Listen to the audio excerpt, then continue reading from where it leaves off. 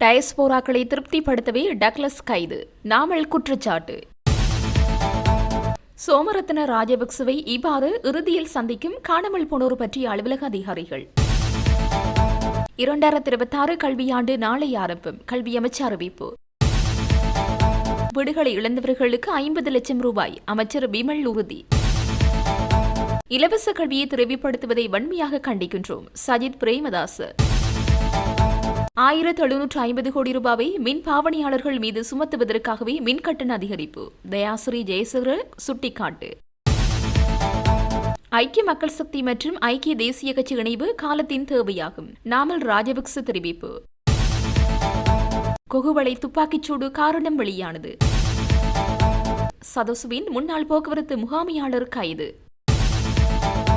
வெனிசுவேலாவில் நிலவும் பதற்றம், அதிகரிக்கும் பலி எண்ணிக்கை, டிரம்பின் மற்றுமொரு அறிவிப்பு. 2026 கல்வியாண்டின் முதல் தவணையின் முதற்கட்ட நடவடிக்கைகளுக்காக அனைத்து பாடசாலைகளும் நாளை திறக்கப்பட உள்ளன. இதற்கமைய அரசு மற்றும் அரசு அங்கீகாரம் பெற்ற தனியார் பாடசாலைகள் மற்றும் பிரிவினாக்களில் நாளை முதல் கல்வி நடவடிக்கைகள் ஆரம்பிக்கப்படும் என கல்வி அமைச்சு தெரிவித்துள்ளது. 2026 கல்வியாண்டின் முதல் தவணை நடவடிக்கைகள் கடந்த டிசம்பர் 9 வெளியிடப்பட்ட சுற்று நிறுவனத்திற்கு அமைவாக முன்னெடுக்கப்படும் எனவும் தெரிவிக்கப்பட்டுள்ளது. சிங்கள மற்றும் தமிழ் மொழி மூல பாடசாலைகளுக்கான 2025 கல்வியாண்டு கடந்த டிசம்பர் 22 முஸ்லிம் பாடசாலைகளுக்கு டிசம்பர் 28 நிறைவு செய்யப்பட்டமை குறிப்பிடத்தக்கது.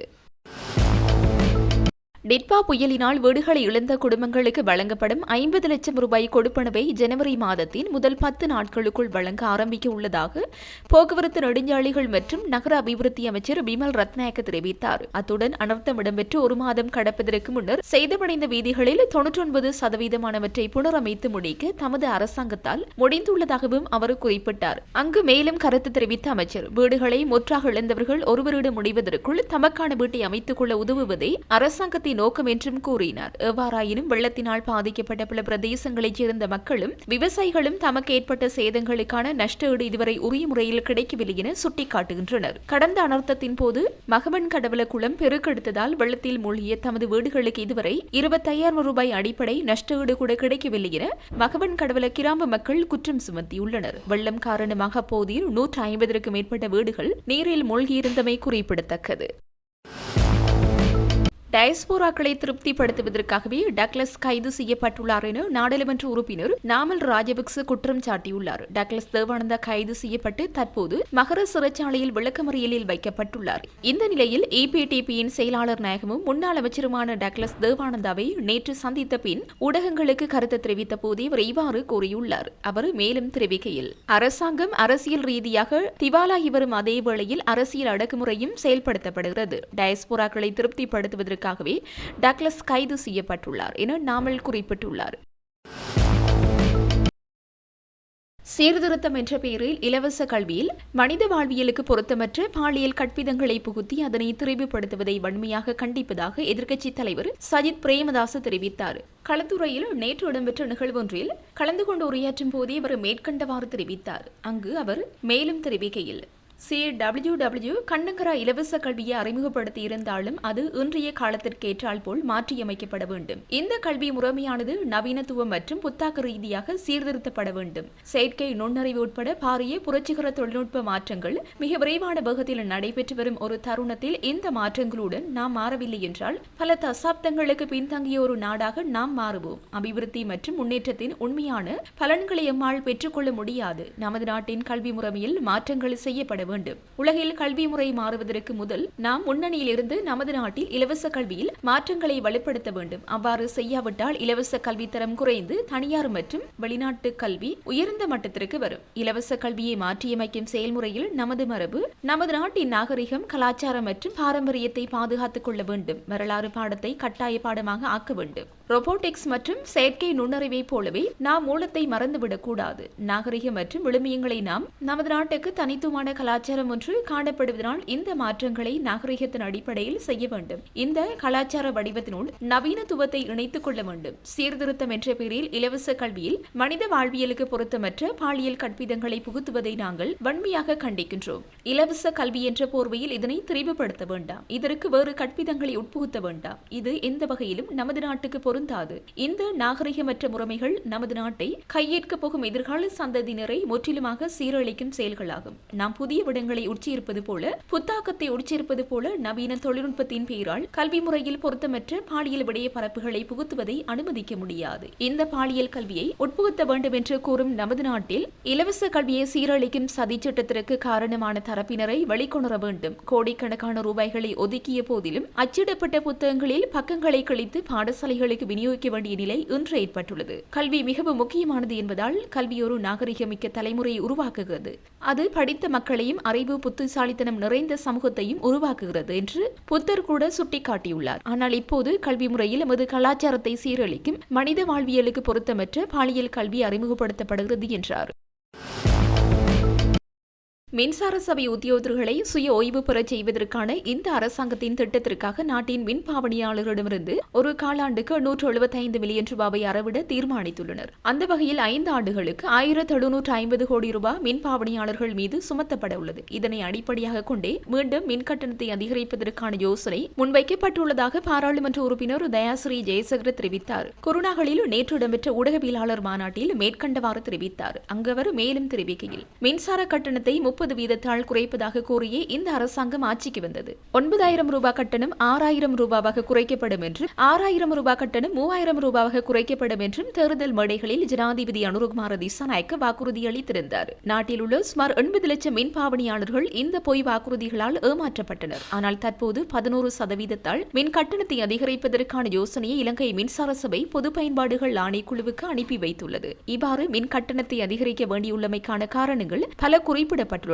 அவற்றில் ஒன்று, மின்சார சபையில் ஊழியர்களின் எண்ணிக்கை குறைப்பதற்காகவே சுயமாக ஓய்வு பெறுவதற்கான முறைமைக்காக 5 ஆண்டுகளுக்கு கடன் தொகையை பெற உள்ளதாக குறிப்பிடப்பட்டுள்ளது. இந்த கடன் தவணையை செலுத்துவதற்கு 875 மில்லியன் ரூபாய் 3 மாதங்களில் செலவாகும் என தெரிவிக்கப்பட்டுள்ளது. எனவே இந்த செலவை நாட்டில் உள்ள மின் பாவனையாளரிடமிருந்து அறவிட திட்டமிடுகின்றனர். மின்சார சபை நஷ்டத்தை குறைத்து அதனை மேம்படுத்துவதற்காக கடந்த அரசாங்கம் நடைமுறைப்படுத்திய வேலை திட்டங்களையே தற்போதைய அரசாங்கம் இடைநிறுத்தியது. மின்சார சபையின் உட்கட்டமைப்பு மறுசீரமைப்புகளுக்காக மாத்திரம் சுமார் $5 பில்லியன் செலவாகும். ஆனால் புதிய சட்டத்திற்கமைய இதற்கான எந்த ஒரு புதிய வேலை திட்டமும் தயாரிக்கப்படவில்லை. இதற்கு மத்தியில் மின்சார சபை உத்தியோகர்களை சுய ஓய்வு பெறச் செய்வதற்கான இந்த அரசாங்கத்தின் திட்டத்திற்காக நாட்டின் மின் பாவனையாளர்களிடமிருந்து ஒரு காலாண்டுக்கு 875 மில்லியன் ரூபாவை அறவிட தீர்மானித்துள்ளனர். அந்த வகையில் 5 ஆண்டுகளுக்கு 1750 கோடி ரூபாய் செலவு மின் பாவனையாளர்கள் மீது சுமத்தப்பட உள்ளது. உண்மையில் இந்த யோசனையை முன்வைத்திருப்பது மின்சார சபை இல்ல, அமைச்சரவையை இந்த தீர்மானத்தை எடுத்துள்ளது. கடந்த காலங்களில் நிலவிய சீரற்ற காலநிலையின் போது பெய்த மழை நீர் முறையாக சேமிக்கப்பட்டிருந்தால் இன்று மின் கட்டணத்தை ஒரு சதத்தால் கூட அதிகரிக்க வேண்டி ஏற்பட்டிருக்காது. இந்த முறையற்ற நிர்வாகத்திற்கு இந்த அரசாங்கமே முழுமையாக பொறுப்பு கூற வேண்டும். தற்போது முன்மொழியப்பட்டிருப்பதை போன்று மின் கட்டணம் அதிகரிக்கப்பட்டால் தொழில்துறை மீண்டும் வீழ்ச்சியடைவதை தடுக்க முடியாது என்றார். அதேவேளை நெருக்கடி நிலையிலிருந்து ரணில் விக்ரமசிங்கவே நாட்டை மீட்டெடுத்தார். எனவே அவர் மீண்டும் நாடாளுமன்றம் வருவது நாட்டுக்கு நல்லது. ஐக்கிய தேசிய கட்சியும் ஐக்கிய மக்கள் சக்தியும் ஒன்றிணைவது ஜனநாயக அரசியலுக்கு சிறந்த விடயமாகும் என்றார். பூநகரை பகுதியில் மேற்கொள்ளப்பட்ட சூரிய மின்சக்தி திட்டத்தில் முறைகேடு நடந்துள்ளதாகவும் அதில் யாழ்ப்பாணம் நாடாளுமன்ற உறுப்பினர் சிவஞானம் ஸ்ரீதரனும் சம்பந்தப்பட்டுள்ளார் என சிவில் புலனாய்வு முன்னணி லஞ்சம் மற்றும் ஊழல் விசாரணை ஆணைக்குழுவில் முறைப்பாடு செய்துள்ளது. இது தொடர்பில் சிவில் புலனாய்வு முன்னணியின் ஒருங்கிணைப்பாளர் சஞ்சய மகாவத் தெரிவித்துள்ளதாவது, 2024 ஆண்டு ரணில் அரசாங்கத்தின் போது இந்த திட்டம் ஜனாதிபதி தேர்தலுக்கு முன்னர் செப்டம்பர் 18 அவசரமாக ஒரு தனியார் நிறுவனத்திற்கு வழங்கப்பட்டுள்ளது. சன்பவர் என்ற நிறுவனத்திற்கு இந்த திட்டத்தை வழங்குவதில் ஸ்ரீதரன் எம்பி இடைத்தரகராக செயல்பட்டதாகவும் குறித்த நிறுவனம் அதன் ஊழியர் சேமலாப நிதியை செலுத்தாததால் மாதத்திற்கு 5 மில்லியன் ரூபாய் அபராதம் விதிக்கப்பட்டுள்ள நிறுவனமாகும். அதன் பின்னர் யுனைடெட் சோலார் பவர் என்ற நிறுவனத்தை நிறுவி காலாவதியான சூரிய மின்சக்தி திட்டத்திற்கான ஒப்பந்தங்களை புதிய நிறுவனத்தின் மூலம் செயற்படுத்தப்பட்டு அனுமதி பெறப்பட்டுள்ளது. ஆனால் சன்பவர் நிறுவனத்தின் இயக்குநர்கள் குழுவே குறித்த நிறுவனத்தின் இயக்குநர்களாக செயற்பட்டுள்ளனர். இந்த திட்டத்திற்காக கிளிநொச்சி பிரதேசத்தில் 70 மில்லியன் ரூபாவில் 1200 ஏக்கர் காணியும் பெறப்பட்டுள்ளது. இந்த காணியின் உட்கட்டமைப்பு வசதிகளை மேற்கொள்வதற்கான திட்டம் சிவஞானம் ஸ்ரீதரன் எம்பிக்கு வழங்கப்பட்டுள்ளது. அதற்காக 40 மில்லியன் ரூபாய் வரையின் தனிப்பட்ட வங்கி கணக்கிற்கு வரவு வைக்கப்பட்டுள்ளதோடு 30 மில்லியன் ரூபாய் வரையின் மகன் ஸ்ரீதரன் சாரங்கனின் தனிப்பட்ட வங்கி கணக்கிற்கும் வைப்பிலிடப்பட்டுள்ளதாக தெரிய வந்துள்ளது. இது தொடர்பில் விசாரணைகளை நடத்த கோரி முறைப்பாடு செய்யப்பட்டுள்ளதாக அவர் குறிப்பிட்டுள்ளார். இது தொடர்பில் முழுமையான விவரங்களை அர்ச்சனா எம்பி நாடாளுமன்றத்தில் தெரிவித்திருந்தார். ஆனால் லஞ்சம் மற்றும் ஊழல் விசாரணை ஆணைக்குழுவில் நாங்களே முறை முறைப்பாடு செய்துள்ளோம் என குறிப்பிட்டுள்ளார். கிராமங்களுக்குள் புகும் காட்டு யானைகளை விரட்டியடிப்பதற்கு நடவடிக்கை எடுக்காமை தொடர்பில் பொது நிர்வாக அமைச்சர் சந்தன அபிரத்ன வனஜீவராசிகள் அதிகாரிகளுக்கு குற்றம் சுமத்தியுள்ளார். புத்தளம் மாவட்ட விசேட அனர்த்த முகாமித்துவ கூட்டத்தில் கலந்து கொண்டு உரையாற்றும் போதே அமைச்சர் இந்த குற்றச்சாட்டை முன்வைத்தார். வனஜீவராசிகள் அலுவலக அதிகாரிகள் அலுவலக தொலைபேசி அழைப்புகளுக்கு கூட பதிலளிப்பதில் எனவும் அவர் இதன்போது சுட்டிக்காட்டினார். புத்தளம் மாவட்ட விசேட அனர்த்த முகாமைத்துவ கூட்டம் நேற்று பொது நிர்வாக அமைச்சர் சந்தன அபிரத்ன தலைமையில் நடைபெற்றதுடன் இக்கூட்டத்தில் அப்பிரதேச மக்களும் கலந்து கொண்டிருந்தனர். ஐக்கிய மக்கள் சக்தி மற்றும் ஐக்கிய தேசிய கட்சியின் இணைவை நாம் சுப செய்தியாகவே பார்க்கின்றோம். இந்த நாட்டு அரசியலில் இடம்பெற வேண்டிய முக்கியமானதொரு விடயமாகும். கட்சிகள் இணைந்து கூட்டணிகள் அமைக்கப்பட வேண்டியது காலத்தின் தேவையாகும் என ஸ்ரீலங்கா பொதுஜன பெரமுனவின் தேசிய அமைப்பாளர் பாராளுமன்ற உறுப்பினர் நாமல் ராஜபக்ச தெரிவித்தார். ஐக்கிய மக்கள் சக்தி மற்றும் ஐக்கிய தேசிய கட்சியின் இணைவு மற்றும் சமகால அரசியல் நிலவரங்கள் தொடர்பில் குறிப்பிடுகையிலேயே மேற்கண்டவாறு தெரிவித்தார். அவர் மேலும் தெரிவிக்கையில், அரசாங்கம் தவறு இழைத்தாலும் அமைச்சர்கள் தவறு இழைத்தாலும் அதிகாரிகளே பதவி விலக வேண்டும். ஆனால் கடந்த ஆட்சி காலங்களில் தவறுகள் இடம்பெற்றிருந்தால் அதற்கு காரணம் அரசியல்வாதிகள். இதுவே இந்த அரசாங்கத்தின் நிகழ்ச்சி நிரலாகும். ஆளுந்தரப்பு பாராளுமன்ற உறுப்பினர் மதுபோதையில் வாகனம் செலுத்தி விபத்தினை ஏற்படுத்தினால் குறித்த போலீஸ் பிரிவின் போலீஸ் உத்தியோகர்களுக்கு இடமாற்றம் வழங்கப்படும். அவ்வாறுதான் தற்போது தரமாறு ஆங்கில பாடத்தொகுதி பிரச்சினையை பிரதமர் ஹரிணி அமரசூரிய அதிகாரிகள் மீது சுமத்திவிட்டு தான் தப்பித்துக் கொண்டார். இவ்வாறு எல்லா துறைகளிலும் அதிகாரிகள் மீது குற்றம் சுமத்தியவர்களை நெருக்கடிக்குள்ளாக்க வேண்டாம் என அரசாங்கத்தை வலியுறுத்துகின்றோம். உலக மாற்றுக்கு ஏற்ற வகையில் கல்வி மறுசீரமைப்புகள் முன்னெடுக்கப்பட வேண்டும். ஆனால் எமது கல்வி அமைச்சர் எவ்வாறான மாற்றங்களை எதிர்பார்க்கின்றார் என்பது எமக்கு தெரியாது. முறைமையில் மாற்றங்களை ஏற்படுத்துவதாக கூறியவர்கள் அதற்கு பதிலாக அவற்றை சீரழித்துக் கொண்டிருக்கின்றனர். இவற்றுக்கு ஒத்துழைப்பு வழங்குபவர்கள் எதிர்காலத்தில் அதற்கு பதில் கூற வேண்டிய நிலைமை ஏற்படும். எனவே இனியும் மக்களை ஏமாற்றிக் கொண்டிருக்காது சரியானவற்றை செய்ய வேண்டும். அனர்த்தங்களால் பாதிக்கப்பட்டவர்களுக்கு வழங்குவதாக கூறிய சகல நிவாரணங்களையும் வழங்குமாறு அரசாங்கத்தை கேட்டுக் கொள்கிறோம். அவற்றை பொதுமக்களுக்கு பெற்றுக் கொடுப்பதற்காக எப்போதும் நாம் முன்னிருப்போம். ஐக்கிய மக்கள் சக்தி மற்றும் ஐக்கிய தேசிய கட்சியின் இணைவை நாம் சுப செய்தியாகவே நோக்குகின்றோம். இது இந்நாட்டு அரசியலில் இடம்பெற வேண்டிய ஒரு விடயமாகும். கட்சிகள் இணைந்து கூட்டணிகள் அமைக்கப்பட வேண்டும். ஏனைய அரசியல் கட்சிகள் பிளவடைய செய்து அவற்றை கவிழ்க்க வேண்டும் என்று குறுகிய அரசியல் நோக்கம் எமக்கு இல்லை. எமது நோக்கம் பொருளாதார நெருக்கடியிலிருந்து மக்களை மீட்பதாகும். அரசாங்கமும் இதற்கு தயாராக வேண்டும். உலக அரசியலிலும் மாற்றங்கள் ஏற்படுகின்றன. நாடுகளுக்கு இடையில் புதிய வர்த்தக ஒப்பந்தங்கள் எட்டப்படுகின்றன. ஆனால் எமது அரசாங்கத்திடம் அவ்வாறு எந்த திட்டமும் இல்லை. இவ்வாறான நிலைமை தொடர்ந்தால் பொருளாதாரம் மேலும் வீழ்ச்சியடையும். இதனை தடுப்பதற்கு அரசாங்கம் நுட்பத்துடனும் முனைப்புடனும் செயற்பட வேண்டும் என்றார். சதோசவிற்கு சொந்தமான லொரியொன்றை முறைகேடாக பயன்படுத்திய குற்றச்சாட்டு தொடர்பில் சதோசவின் முன்னாள் போக்குவரத்து முகாமையாளர் இந்திக்க ரத்னமரள நிதி குற்ற விசாரணை பிரிவினரால் கைது செய்யப்பட்டுள்ளதாக போலீசார் தெரிவித்தனர். முன்னாள் அமைச்சர் ஜோன்சன் பெர்னாண்டோவின் புதல்வரான ஜொஹான் பெர்னாண்டோ சதோசவிற்கு சொந்தமான லொரியொன்றை முறைகேடாக பயன்படுத்தியதாக கூறப்படும் சம்பவம் தொடர்பிலே இந்த கைது நடவடிக்கை மேற்கொள்ளப்பட்டுள்ளது. கொகுவளை சரணங்கர வீதி போதியவத்தை பகுதியில் துப்பாக்கிச்சூடு நடத்தி கொலை முயற்சியில் ஈடுபட்ட குற்றச்சாட்டுகளுடன் தொடர்புடைய 4 சந்தேக நபர்கள் கைது செய்யப்பட்டுள்ளனர். கல்கிசை பிராந்திய குற்ற விசாரணை பிரிவின் அதிகாரிகள் குழுவினால் நேற்று தெஹிவளை போலீஸ் பிரிவுக்குட்பட்ட களுப்போவில பகுதியில் வைத்து இவர்கள் கைது செய்யப்பட்டுள்ளனர். கைது செய்யப்பட்ட சந்தேக நபர்கள் கொகுவளை போலீஸ் நிலையத்தில் ஒப்படைக்கப்பட்டுள்ளதாக போலீசார் தெரிவித்தனர். இந்த குற்றச்செயலுக்கு பயன்படுத்தப்பட்ட மோட்டார் சைக்கிளை செலுத்தியவர், துப்பாக்கிச்சூட்டுக்கு பொறுப்பாக இருந்தவர், துப்பாக்கியை கடத்திச் சென்றவர் மற்றும் குற்றவாளிகளுக்கு தங்குமிட வசதி செய்து கொடுத்தவர் என 4 பேரை இவ்வாறு கைது செய்யப்பட்டுள்ளனர். இவர்கள் 25, 28, 33 மற்றும் 45 வயதுடைய தெஹிவளை பிரதேசத்தைச் சேர்ந்தவர்கள் என போலீசார் தெரிவித்தனர். இரு ஒழுங்கமைக்கப்பட்ட குற்ற கும்பல்கள் மற்றும் பாரியளவிலான போதைப் பொருள் கடத்தல்காரர்களுக்கிடையே நிலவும் மோதலின் விளைவாகவே இந்த துப்பாக்கிச்சூடு நடத்தப்பட்டுள்ளதாக முதற்கட்ட விசாரணையில் தெரிய வந்துள்ளது. சந்தேக நபர்களிடமிருந்து 3 டிவோல்டோ ரக துப்பாக்கிகள், 9 மில்லிமீட்டர் ரகத்தின் 10 தோட்டாக்களும், 50 மில்லிகிராம் ஹெரோயினும், 55 கிராம் ஐஸ் போதைப் பொருள் மற்றும் குற்றத்திற்கு பயன்படுத்தப்பட்ட 2 மோட்டார் சைக்கிள்களும் போலீசாரால் கைப்பற்றப்பட்டுள்ளன. கடந்த டிசம்பர் 30ஆம் தேதி கொகுவளை போதியவத்தை பகுதியில் உள்ள ஒரு வீட்டிற்கு முன்னால் மோட்டார் சைக்கிளில் வந்த இனம் தெரியாத இருவர் துப்பாக்கிச்சூடு நடத்தினர். இதில் 16 வயதுடைய சிறுமியொருவர் காயமடைந்து களுப்போவில வைத்தியசாலையில் அனுமதிக்கப்பட்டிருந்தார். சம்பவம் தொடர்பிலான மேலதிக விசாரணைகளை கொகுவளை போலீசார் மேற்கொண்டு வருகின்றனர்.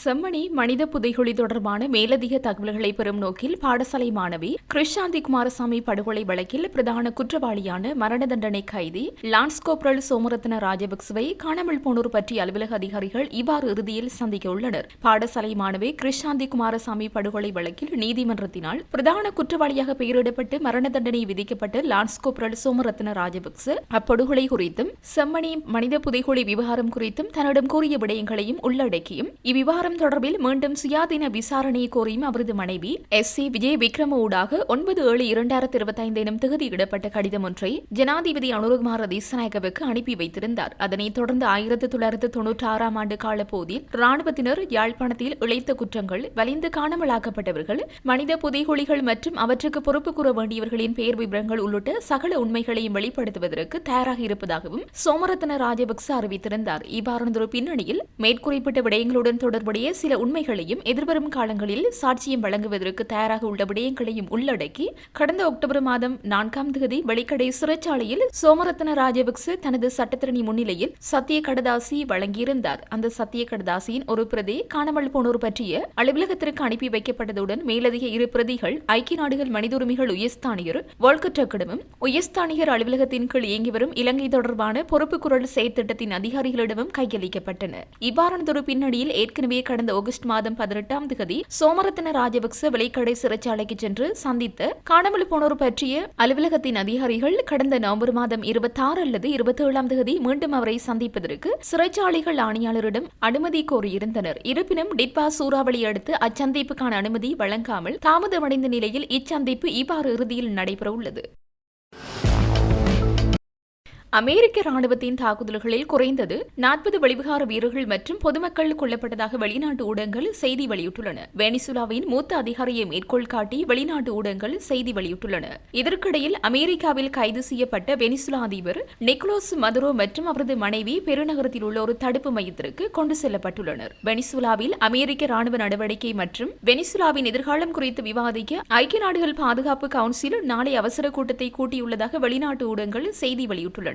வெனிசுலாவில் ஆட்சி நிர்வாகத்தை அமெரிக்கா பின்னின்று மேற்கொள்ளும் என்று அமெரிக்க ஜனாதிபதி டொனால்ட் ட்ரம்ப் அறிவித்துள்ளார். பாதுகாப்பான முறையற்ற நிர்வாகம், நியாயமான மாற்றத்தை நாங்கள் செய்யக்கூடிய காலம் வரும் வரை நாங்கள் அங்கு ஆட்சியை நடத்தப் போகிறோம். எனவே வேறு யாராவது இதில் ஈடுபடுவதை நாங்கள் விரும்பவில்லை. கடந்த நீண்ட காலங்களாக நாங்கள் கொண்டிருந்த அதே நிலைப்பாட்டை நாங்கள் கொண்டுள்ளோம். வெனிசுலாவின் மக்களுக்கு அமைதி, சுதந்திரம் மற்றும் நீதியை நாங்கள் வழங்க விரும்புகின்றோம். வெனிசுலாவில் எண்ணெய் வணிகம் நீண்ட காலமாகவே நலிவடைந்துள்ளது என்பது அனைவருக்கும் தெரியும். நமது மிகப்பெரிய அமெரிக்க எண்ணெய் நிறுவனங்கள் உள்ளே சென்று பில்லியன் கணக்கான டாலர்களை செலவழித்து மோசமாக சேதமடைந்த உள்கட்டமைப்பை சரி செய்து நாட்டிற்கு பணம் சம்பாதிக்க தொடங்க போறோம் என்றும் பரபரப்பான அறிவிப்பை வெளியிட்டுள்ளார்.